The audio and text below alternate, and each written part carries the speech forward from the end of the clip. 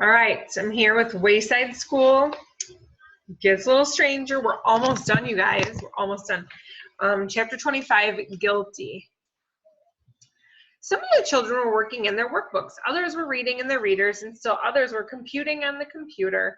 Miss Nogard looked from one to another. Eeny, meeny, miny, Mauricia, she thought.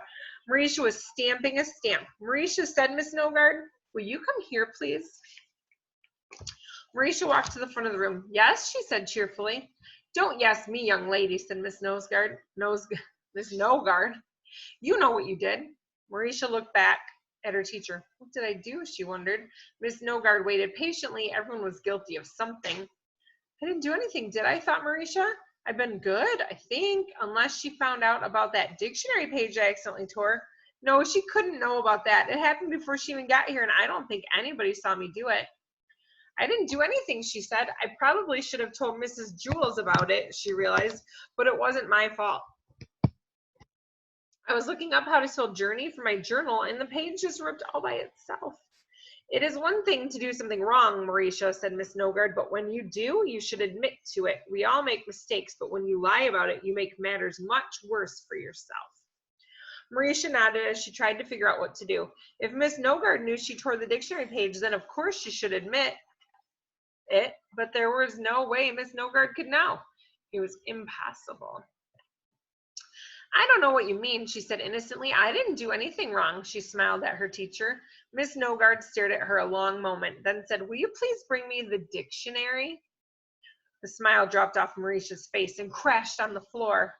The dictionary lay on top of the bookcase. Mauricia numbly went after it. How could she know? She wondered. It's impossible.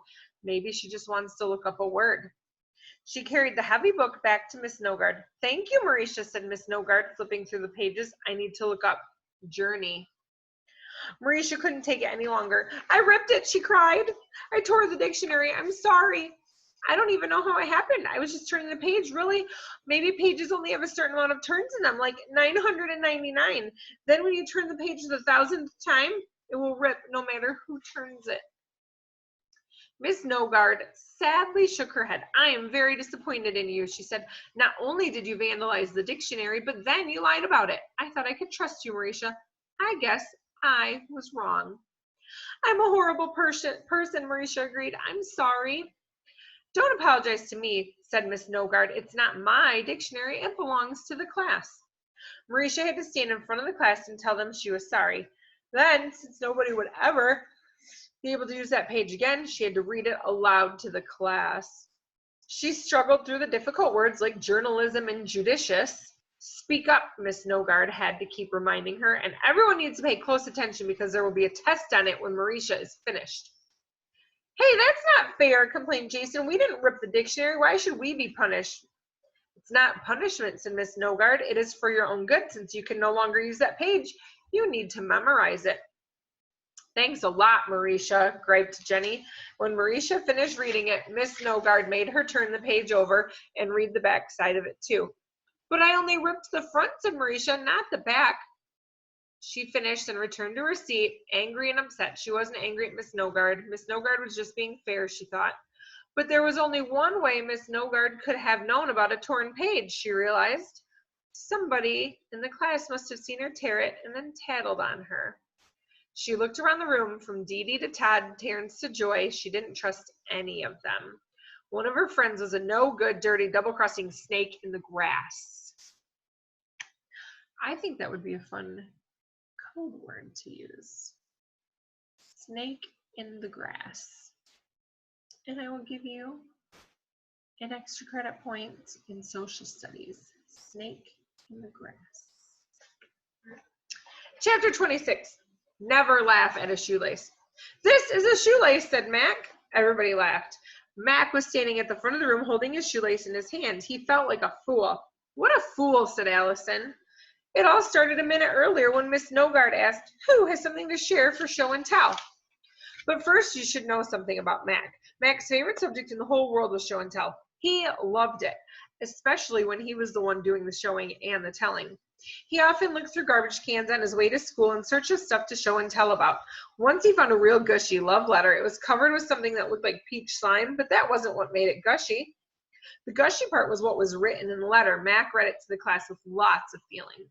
So when Miss Nogard said, "Who has something to share for show and tell?" Mac reacted without thinking. His arm shot up like a rocket as he almost jumped out of the seat. "Ooh, ooh," he groaned. Then he remembered something. "I didn't bring anything for show and tell." Miss Nogard heard him. Before he could lower his hand, she called on him. And that was how he ended up with the shoelace dangling from his hand like a dead worm. "It came from my sneaker," he said. He took off his sneaker and held it up too, next to his shoelace. "See, you stick the laces through the little holes here, then tie it in a bow. That keeps it from falling off your foot." "Duh," said Dana. "We know what a shoelace is," said Paul. "I've been tying my shoes since I was 2 years old," said Joe. Calvin and Beebe booed. "Sit down," said Jason. "You're boring." The kids in Mrs. Jewell's class never used to be so mean, but they'd been getting grumpier and grumpier ever since Miss Nogard took over. "Put your shoe back on," said Marisha. "Your foot stinks." Mac felt terrible. Miss Nogard smiled. "Go on, Mac," she said. "We're all very interested to hear what you have to say." He tried to think of some way to make a shoelace interesting. Shoelaces are real important," he said. "There was once this guy. He was a real fast runner. His name was Howard Speed.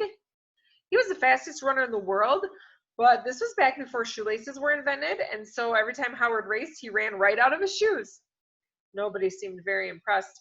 But then Rondi asked, "Did it hurt his feet?" Mac shrugged. "I guess," he said. I once stubbed my toe on a rock," said Stephen. "It hurt." "Yeah, and you didn't run as fast as Howard Speed," said Mac. "He ran so fast that if he kicked a rock, he would break his toe."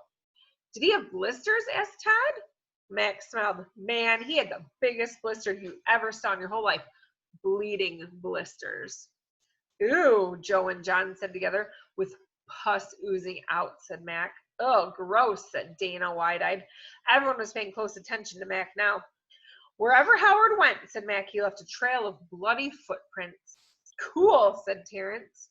"And so they had to invent something to keep Howard's sneakers on his feet," said Mac. "First, they just tried nailing his shoes to his feet." "Yowza," BB exclaimed. "Why didn't he just use Velcro?" asked Jason. "Howard lived in Africa," explained Mac.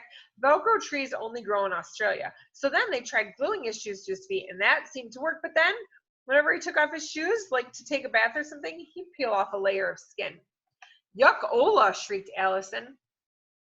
But finally, Thomas Edison invented the shoelace, and Howard never ran out of his shoes again. "Did he win all his races after that?" asked John. "Well," said Mac, "the next race was for the championship of the whole world. Howard got off to a real fast start. It looked like he would win for sure, but shoelaces were still a new invention, and Howard wasn't quite used to them yet. Right before he reached the finish line, his shoelace came untied. He tripped over it and fell flat on his face. He broke his nose, lost all his teeth, and had 2 black eyes." "Wow," said all 3 Erics together. "So remember," said Mac, as he held his shoelace high in the air, "never laugh at a shoelace." Everyone applauded.